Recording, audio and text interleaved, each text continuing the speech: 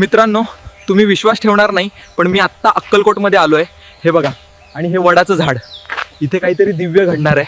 मित्रांनो, हे बघा, काय अप्रतिम मातीची घरं आहेत आणि हा भला मोठा वटवृक्ष.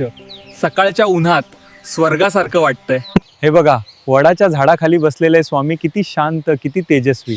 चला तर मग आता स्वामींचा साक्षात सान्निध्याचा लाभ घेऊया. स्वामी, आजच्या काळात माणूस इतका अस्वस्थ का आहे? माणूस बाहेर सुख शोधतो, पण सुख त्याच्या आतच असतं. मन शांत कसं ठेवावं स्वामी?